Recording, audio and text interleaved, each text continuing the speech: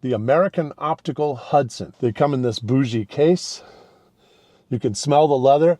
Oh, it's delightful. These are the American Optical Hudsons. Let's take a look in the sunlight. So here's what they look like.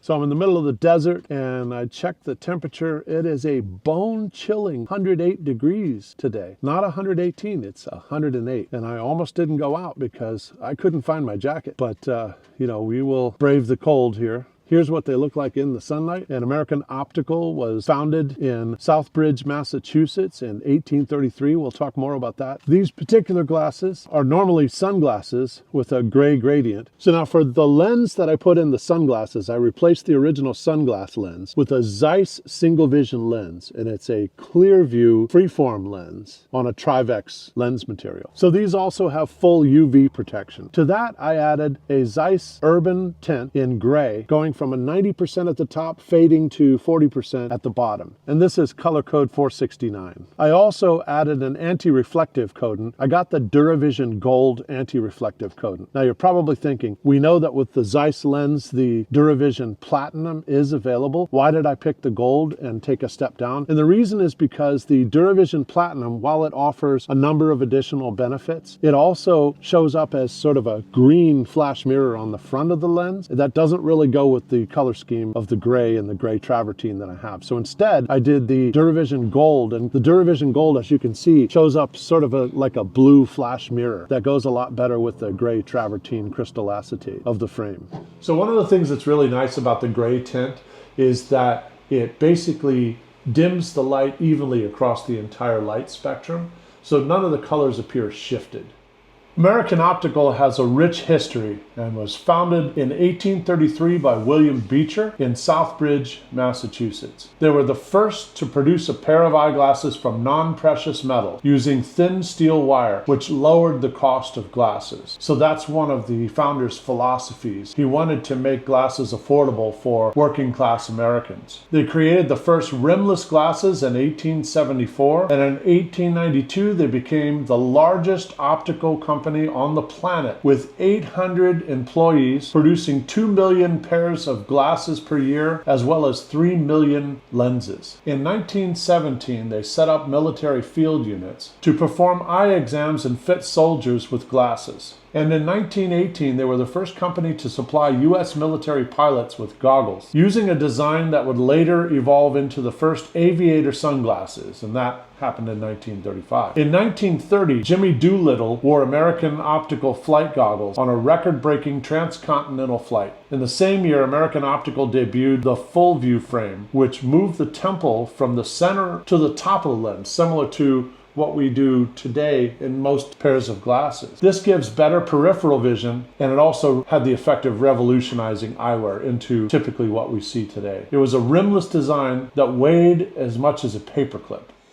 In 1942, American Optical partnered with Polaroid and launched Cool Ray sunglasses, which were the first polarized sunglasses in eyewear history. In 1943, Supreme Allied Commander Dwight Eisenhower and General Mark Clark both wore American Optical sunglasses while leading the military through key moments of World War II. In 1958, American Optical launched the FG-58 for American military pilots, which they still make today as the original Pilot. So you can still get those from American Optical today, which were also the first sunglasses on the moon worn by the entire Apollo 11 crew. Now, when you buy the original Pilot glasses, you also get a cleaning cloth that actually represents a blueprint of the first original Pilot glasses. This is also true of a number of other classic models that American Optical sells. These original Pilot glasses feature bayonet-style temples that are designed to fit easily under a helmet or under a bunch of headgear, which is why they're so popular with pilots. The other type of temple that is more common on glasses today that we wear are what they call skull temples. That has the bendy part that goes behind the ear. John F. Kennedy gave a speech at the American Optical factory, which was not far from his house. He was loyal to American Optical and only wore American Optical sunglasses for his entire life. His most iconic photos feature him with the Saratoga sunglasses, which again you can still buy today. In 1976, the original Pilot was worn by Robert De Niro in Taxi Driver. Now in 2019, 1918, they moved their headquarters to Chicago, Illinois. The following year, American Optical re-released the original Pilot, the General, and the Saratoga, and also started production of a range of new styles like the AO 1004. Now, I've talked a lot about Hicks Brunson eyewear, but it's interesting because the history of Hicks Brunson eyewear is inextricably linked to the history of American Optical. Hicks G. Brunson managed a shop for American Optical in Tulsa, Oklahoma, and in the late 1940s, American Optical began selling their optical shops off around the country. So Hicks Brunson purchased the shop that he managed and then renamed it to Hicks Brunson Opticians in 1952. Daniel Brunson is his grandson. American Optical makes their sunglass lenses from nylon, which have superb visual clarity while being much more lightweight than other lens materials. Each pair of sunglasses come with an amazing leather case that snaps shut, as well as a signature oversized cleaning cloth. Now, if you buy some of the classic designs, that cleaning cloth is essentially the original blueprint for the design of those glasses. But if you buy some of the newer ones, and these Hudsons come with one of the newer cloths, it's a cloth that basically just says American Optical 1833, but they're nice cleaning cloths. The Hudson offers a bold aesthetic with this gray travertine acetate sunglass made in a classic rectangular, larger men's size. So it's a 57 eye size, 19 nose bridge, and 145 temples. It's easy to wear and has all of American Optical's signature vintage touches, such as the classic spearhead decor, a subtle keyhole bridge for style and enhanced comfort, a 7-barrel hinge that is probably one of the most sturdy hinges in eyewear history, all for a very affordable price, in keeping with the American Optical founders' original vision of making eyewear affordable for working class Americans. Despite their size, they are very well balanced, so they are surprisingly light on the face and offer all-day comfort for the wearer. So one of the concerns that I originally had about these is they looked kind of large on a lot of the reviews that I saw on the internet, and I wondered how they would fit my face. But now that I have them on, they look large, but they don't look too large. The other thing about these is they fit just about every face size. This is a really good choice for that sort of oversized sunglass look. And one of my favorite things about these is the fact that the core wire is visible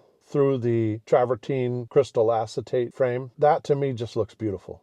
That's what made me fall in love with these glasses. The other thing I was worried about was the weight, but American Optical makes these glasses so well balanced that you don't really feel the weight on your face. It feels very light on the face. And another thing that I had not done before is I had not used, first of all, a Zeiss lens, and the Zeiss lenses are fantastic, especially the single vision Zeiss lenses. They're absolutely fantastic because one of the things that the Zeiss Clear Vision freeform lens does is it gets rid of the distortion at the edge of the lenses, which is pretty cool. And then of course there are the anti-reflective coatings, which are pretty cool because they have the effect of creating kind of a flash mirror. So there's a little bit of a blue flash mirror that you can see on the lens, which I think shows up very nicely. One of the latest products that they have out is a platinum anti-reflective coating, and this platinum DuraVision coating not only is scratch resistant, it's anti-reflective, but it does show up as kind of a green flash mirror, but it does make the lenses about 3 times easier to clean. So they're a lot more oleophobic and they're more hydrophobic. So it's easier to clean your lenses with these. And they also make the lenses a lot stronger than the gold DuraVision. But I chose the gold DuraVision. First of all, it's a little bit cheaper. I don't know that there was much of a price difference. It was probably a $20 difference. But in any case, I did choose it because that flash blue effect on the front of the lens goes a little better with the color scheme that I have. So that is the Hudson made by American Optical in a gray travertine acetate frame, in which I put a prescription single vision Zeiss Clearview freeform lens on Trivex. Stay tuned for the upcoming videos. Remember to like and subscribe. And next up, I'm going to be showing you the Tom Davies 729s. And these I made as a computer glasses, but I did a double gradient tint with almond fading to gold. So we'll take a look at those. And then later, we'll be looking at a Masunaga 108. I've already showed you the Masunaga 100. The Masunaga 18 is a little bit more business, a little bit less acetate, and it'll certainly be an interesting frame when I get it. Thanks again, and I'll see you in the next video.